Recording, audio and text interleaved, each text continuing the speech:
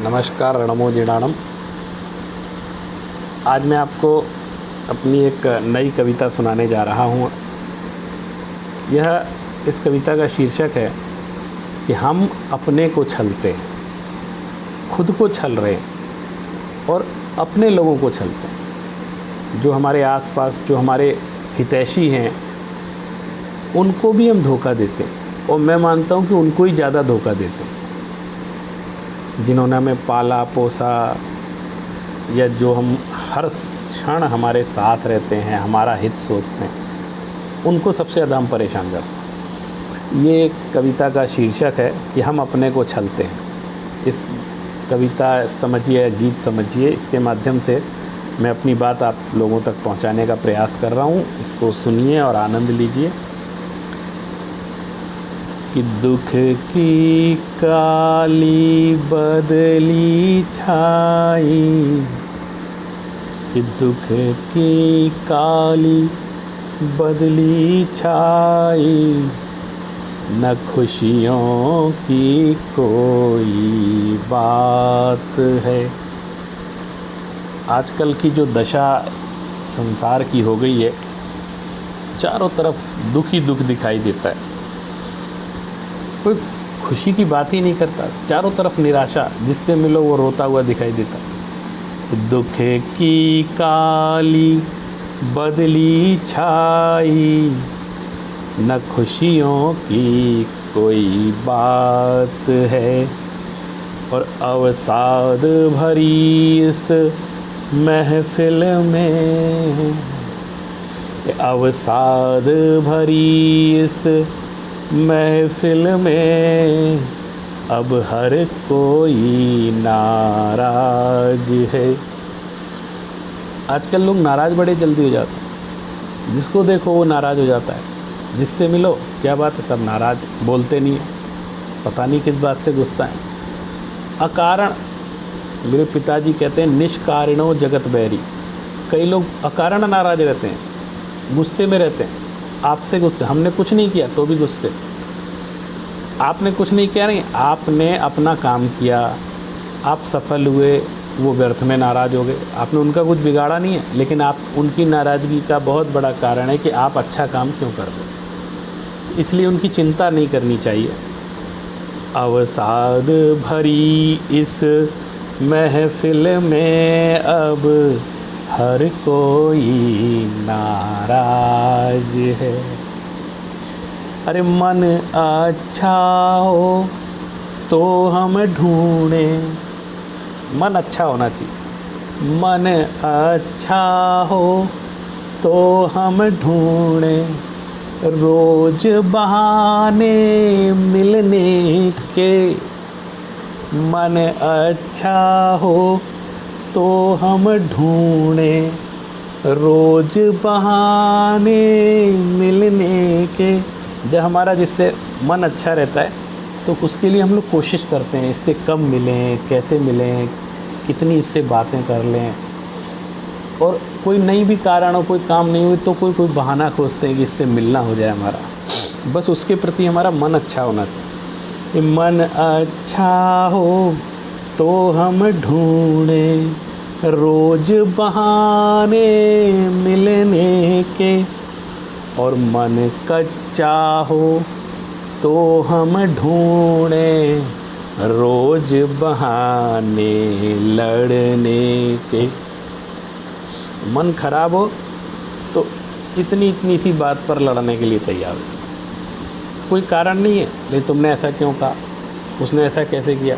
जिसके प्रति मन खराब हो उसकी अच्छी बातें भी बुरी लगती और वो लड़ाई का कारण बन जाती। तो सारी की सारी बातें मन पर डिपेंड करती हैं। अगर मन अच्छा हो तो 7 खून भी माफ़ हैं अगले के, और मन खराब हो तो उसके प्रेम करने के तरीके पर भी हम प्रश्न चिन्ह खड़ा कर देते हैं और लड़ने लग जाते हैं, उस चीज़ को पहचानते नहीं। मन अच्छा हो तो हम ढूंढें, रोज बहाने मिलने के। और मन कच्चा हो तो हम ढूंढें, रोज बहाने लड़ने के। छोटी छोटी बातों में, छोटी छोटी बातों में तिल का ताड़ बनाते हम, और व्यर्थ सभी अध्यात्म है दिखता यदि साथ नहीं रह पाते हम। अगर आप ये समझते हैं कि आप बहुत आध्यात्मिक हैं और अपने परिवार के साथ शांति से नहीं रह पाते, उनके साथ तालमेल नहीं बैठा पाते, संतुलन नहीं बैठा पाते, सहनशीलता आपके अंदर नहीं है, तो व्यर्थ है अध्यात्म। अध्यात्म का सबसे बड़ा सूत्र है सहनशील बनना।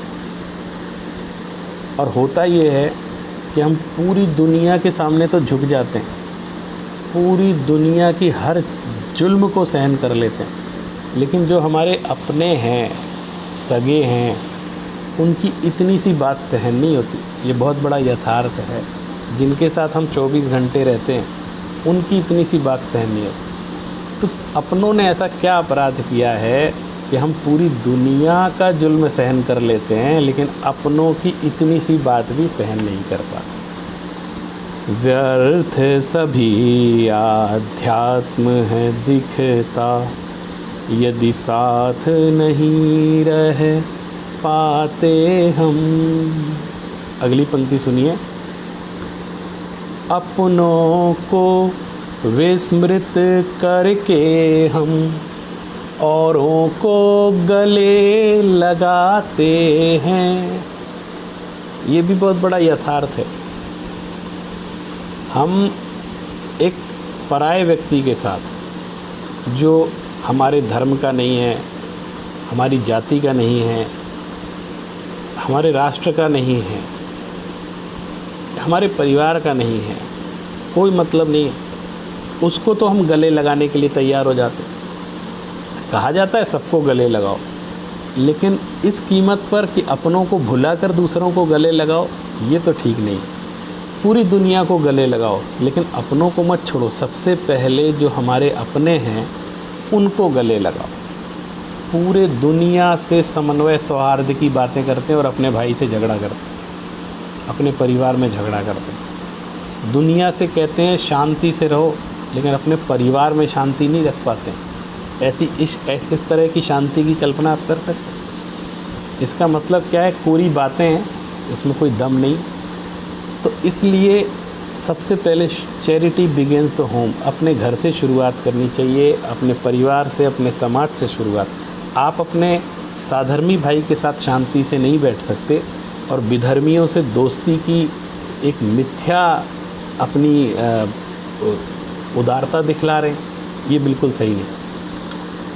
अपनों को विस्मृत करके हम औरों को गले लगाते हैं, उनसे मिलते मुस्काते हैं, उनसे मिलते मुस्काते हैं, बस अपनों में छल दिखलाते हैं।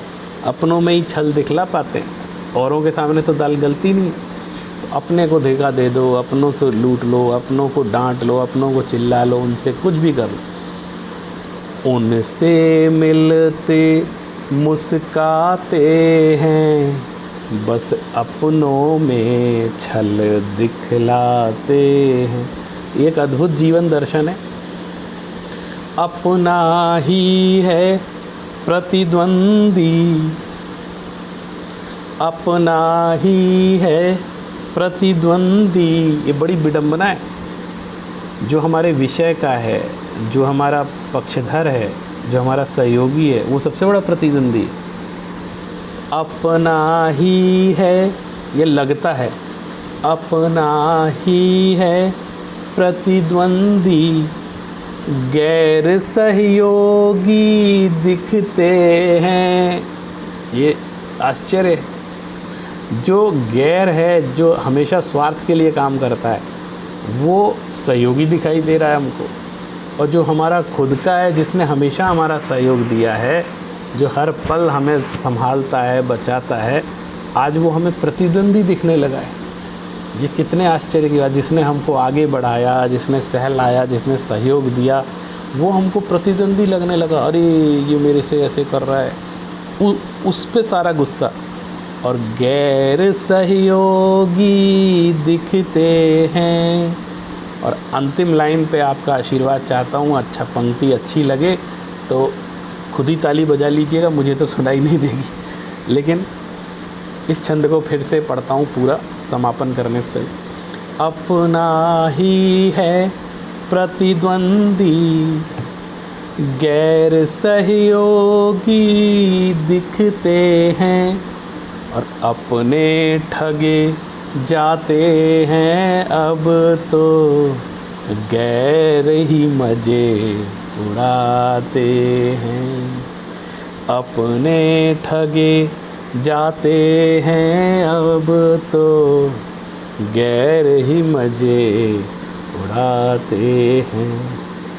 विडंबना है इस जीवन की, हम अपने को ही छलते हैं, हम अपने को छलते हैं। धन्यवाद।